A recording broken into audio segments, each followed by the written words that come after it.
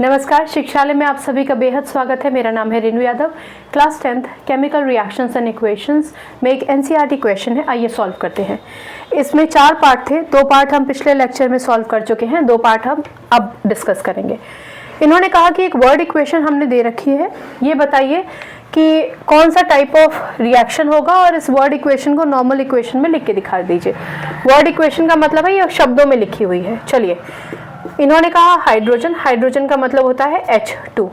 इन्होंने कहा chlorine, chlorine का मतलब होता है Cl2। इन्होंने कहा कि ये दोनों के दोनों कंबाइन कर जाते हैं और हाइड्रोजन क्लोराइड बना देता है। हमने लिख दिया HCl। हाइड्रोजन क्लोराइड का यही फॉर्मूला है। एक चीज़ आप समझिए कि हाइड्रोजन अगर किसी से रिएक्ट करता है तो मोस्ट ऑफ द टाइम वो डायटॉमिक फॉर्म में होता है। डायटॉमिक का मतलब है हाइड्रोजन के पास एक ही इलेक्ट्रॉन था, किसी और हाइड्रोजन के पास भी एक ही इलेक्ट्रॉन था। इनफैक्ट दुनिया में जितने भी हाइड्रोजन हैं सबका एटॉमिक स्ट्रक्चर सेम है। हाइड्रोजन ने हाइड्रोजन के साथ कंबाइन किया और H2 फॉर्म में स्टेबल हो गया। सिमिलरली क्लोरीन के आउटरमोस्ट शेल में 7 इलेक्ट्रॉन थे। इसने दूसरे क्लोरीन के साथ अपने आउटरमोस्ट शेल को शेयर किया और दोनों ने एक एक इलेक्ट्रॉन शेयर किए। इसके पास भी 8 हो गए, इसके पास भी 8 हो गए, इसलिए ये भी डायटॉमिक है। यानी हमेशा Cl Cl2 के फॉर्म में ही आपको दिखाई देगा। ये क्लोरीन आपका कभी भी आप जाके क्लोरीन ऐसे मत लिख दीजिएगा। अगर वो रिएक्शन में है तो क्लोरीन Cl2 फॉर्म में ही होगा। हाइड्रोजन अगर रिएक्शन में दे रखा है तो H2 फॉर्म में ही होगा, क्योंकि हर एक एलिमेंट खुद को स्टेबल रखना चाहता है और ये अपने स्टेबल फॉर्म में है फिलहाल। ठीक है ना। चलिए, रिएक्ट किया है और HCl बनाया। अब HCl क्यों बना दिया? क्योंकि भैया H जो होता है वो पॉजिटिव होता है और Cl नेगेटिव होता है। इक्वल अपोजिट चार्जेस क्रॉस कीजिए, equal opposite charges cancel out हो जाएंगे तो प्रोडक्ट बन जाएगा HCl। जब आप ये बात सुन रहे हैं कुछ समय के लिए ये भूल जाइए कि ये तो दोनों H2 हमने कंबाइन कर दिए थे। भूल मत जाइए, ये याद रखिए कि जब ये डायटॉमिक इस डायटॉमिक के साथ यानी एक संपूर्ण हाइड्रोजन एक संपूर्ण क्लोरीन के साथ रिएक्ट करता है तो रिएक्शन करने का मतलब ही है कि यहाँ से हाइड्रोजन हाइड्रोजन अलग हो गए, क्लोरीन क्लोरीन अलग हो गए और दोनों एक दूसरे के प्रति आकर्षित हुए, क्योंकि H हमेशा पॉजिटिवली चार्ज होता है हाइड्रोजन आयन के फॉर्म में अगर आप उसको पढ़ते हैं तो। ठीक है ना। H नेगेटिव फॉर्म में हम अभी नहीं डिस्कस करेंगे, कुछ बच्चे बहुत डीप चले जाते हैं, उनके लिए था ये सेंटेंस। तो क्योंकि H पॉजिटिव होता है, Cl नेगेटिव होता है, इसलिए ये दोनों HCl ही बना देंगे। ठीक है। चलो, अब HCl तो बन गया हमारे पास सक्सेसफुल। अब हमारा सबसे इंपॉर्टेंट काम होना चाहिए कि सबसे पहले किसी भी इक्वेशन को लिखने के बाद उसको बैलेंस करना है। ठीक है ना। ये Cl2 था तो यहाँ हाइड्रोजन 2 है, Cl भी 2 है, हाइड्रोजन 1 है, Cl 1 है। जब कुछ भी ना लिखा हो यहाँ तो आप मान के चलेंगे 1 होने कितने चाहिए? हाइड्रोजन 2 होने चाहिए, क्लोरीन भी 2 होने चाहिए। जो बच्चे भूल गए हैं उनको मैं बता दूं, जब आप इक्वेशन बैलेंस करते हैं तो आप सिर्फ और सिर्फ इस पोजीशन का इस्तेमाल कर सकते हैं, यानी एलिमेंट से पहले आप कुछ लिख सकते हैं। ठीक है ना। ये वाली जो पोजीशन होती है ये बैलेंसिंग के लिए इस्तेमाल नहीं की जा सकती। यानी अगर आपको क्लोरीन बराबर करने हैं तो आप यहाँ Cl2 नहीं लिख सकते, हाइड्रोजन इसके बराबर करने हैं तो आप यहाँ 2 नहीं लिख सकते, आप यहाँ लिखेंगे 2, इन दोनों से पहले लिखेंगे 2। ठीक है ना। तो अब हाइड्रोजन भी 2 हो गए और क्लोरीन भी 2 हो गए, आपकी इक्वेशन हो गई बैलेंस। ठीक है ना। चलिए, अब हमारा क्वेश्चन ये भी पूछता है हमसे कि ये बता दो कि कौन सा टाइप ऑफ रिएक्शन है। तो भैया कितना इजी है, हाइड्रोजन ने क्लोरीन के साथ कंबाइन किया है एक प्रोडक्ट बनाने के लिए जिसे हम हाइड्रोजन क्लोराइड कहते हैं। तो ये है हमारा सीधा साधा कॉम्बिनेशन रिएक्शन, इसमें तो कोई कंफ्यूजन है ही नहीं। क्लियर हो गई बात? फिर भी अगर कोई कंफ्यूजन है तो पूछ लीजिएगा। एक चीज़ हमेशा याद रखिए, क्लोरीन जब किसी के साथ जुड़ जाता है क्लोराइड कहलाया जाता है। ये क्लोरीन जो रिएक्टेंट साइड में था क्लोरीन था और अब जब ये जुड़ गया है तो क्लोराइड कहलाया जाएगा। क्लोराइड Cl नेगेटिव जिस पे चार्ज हो उसे आप क्लोराइड आयन कहते हैं। जब वो किसी के साथ जुड़ जाता है क्लोराइड बन जाता है। ठीक है। अगर ये सब बेसिक कॉन्सेप्ट आप भूल गए हैं तो डिस्क्रिप्शन में चैनल का लिंक भी है, आप चाहें तो पुराने लेक्चर्स समझ सकते हैं, सुन सकते हैं। ठीक है। चलो, ये तो हो गया हमारा। अब हमारा है magnesium plus hydrochloric acid. Magnesium यानी मैग्नीशियम को हम किससे दर्शाते हैं? Mg से। और क्या है? हाइड्रोक्लोरिक एसिड यानी HCl। ठीक है। ये जो हाइड्रोक्लोराइड था एसिडिक फॉर्म में आप हाइड्रोक्लोरिक एसिड बोलेंगे, ठीक है। हाइड्रोजन क्लोराइड को हाइड्रोक्लोरिक एसिड, एसिडिक फॉर्म में।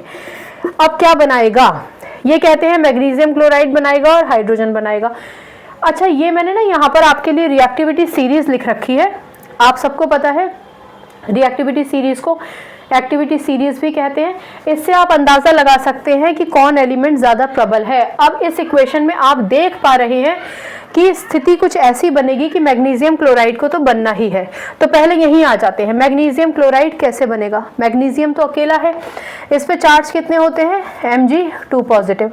और जब हाइड्रोजन क्लोराइड या हाइड्रोक्लोरिक एसिड जब टूटेगा तो टूटने के बाद इसमें हमेशा H पॉजिटिव और Cl नेगेटिव ही मिलेगा आपको, ठीक है ना।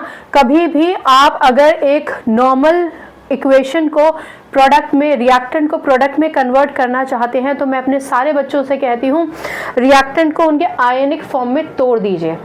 उसके बाद तो पूरी इक्वेशन ही एकदम क्रिस्टल क्लियर हो जाती है। जैसे मुझे बिल्कुल साफ दिखाई दे रहा है कि क्योंकि मैग्नीशियम एक पॉजिटिवली चार्ज कंपोनेंट है, वो एक नेगेटिवली चार्ज कंपोनेंट के साथ जुड़ जाएगा, जुड़ना ही है, ठीक है ना।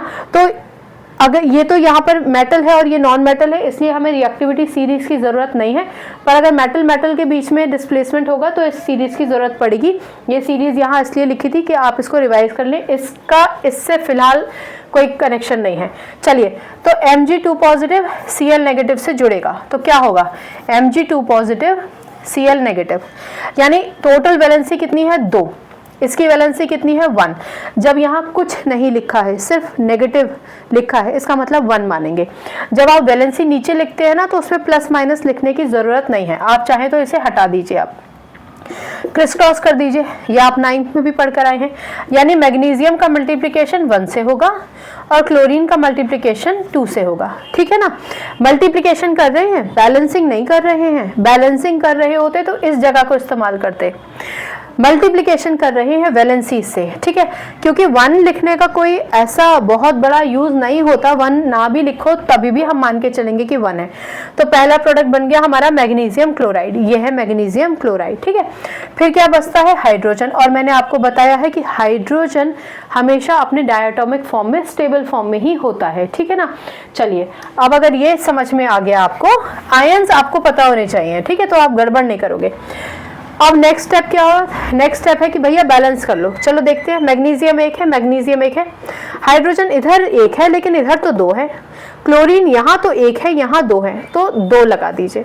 मैंने अभी आपको बताया बैलेंसिंग के लिए आप हमेशा जो भी एलिमेंट, जो भी आपका प्रोडक्ट है ना, उससे पहली वाली जगह को ही इस्तेमाल करते हैं वो न्यूमरल लिखने के लिए, जिससे एक इक्वेशन बैलेंस हो जाती है, ठीक है। चलिए, तो Mg1 इसमें गैप नहीं छोड़ना है इतना जितना मैंने छोड़ दिया था, ठीक है।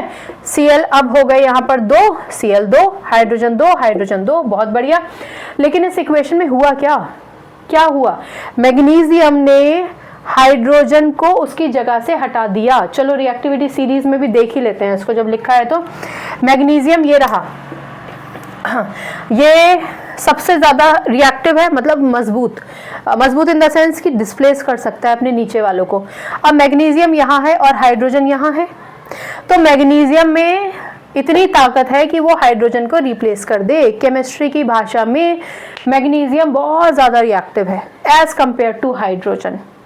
तो ज्यादा ताकतवर है तो इसको हटा देगा, है ना। जो ज्यादा ताकतवर होता है वो नॉर्मली कमजोर को उसकी जगह से डिस्प्लेस कर देता है ना, इसलिए ये हमारा जो रिएक्शन है ये कहलाया जाएगा डिस्प्लेसमेंट रिएक्शन, ठीक है ना, डिस्प्लेसमेंट रिएक्शन। अब अगर मेरे कुछ बच्चे कंफ्यूज हो रहे हैं कि मैम आपने तो आयंस में तोड़ दिया था, तो भैया आयंस में इसलिए तोड़ा था क्योंकि रिएक्शन में रिएक्टेंट से प्रोडक्ट बनाना इजी रहता है। अगर आप रिएक्टेंट्स में तोड़ देते हैं तो आप ये जो Cl2 लगाया है ना, इसमें कंफ्यूज नहीं होंगे।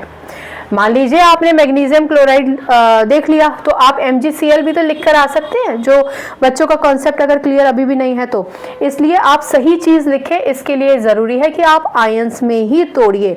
बाकी वैसे तो दिखाई दे ही रहा है कि मैग्नीशियम हाइड्रोजन को डिस्प्लेस करेगा, लेकिन आयंस में तोड़ देते हैं तो ये जो चीजें आपने लिखी है ना, ये गलत नहीं होती हैं, बैलेंसिंग करने में भी दिक्कत नहीं होती है। ठीक है, चलिए, तो ये क्वेश्चन है आपका, ये सोल्यूशन है, आप इस तरीके से लिख कर आइए। आप चाहें तो इनके नाम भी लिख सकते हैं, अगर आपके पास समय है तो लिखिए, समय नहीं है तो कम से कम ये इक्वेशन जरूर लिख कर आइए। और इक्वेशन हमेशा बैलेंस्ड इक्वेशन होती है, ठीक है ना। और ये ध्यान रखिए कि टाइप ऑफ रिएक्शन भी पूछा है, तो इस इक्वेशन के साथ कॉम्बिनेशन और इस इक्वेशन के साथ डिस्प्लेसमेंट लिखना पड़ेगा। ठीक है, कोई कंफ्यूजन फिर भी हो अगर हो तो पूछ लीजिएगा। बाकी केमिस्ट्री से अपनी केमिस्ट्री अच्छी बनाइए, शिक्षा ले आइए। अगली बार मिलने तक अपना ख्याल रखिए, खुश रहिए, दुरुस्त रहिए। नमस्कार।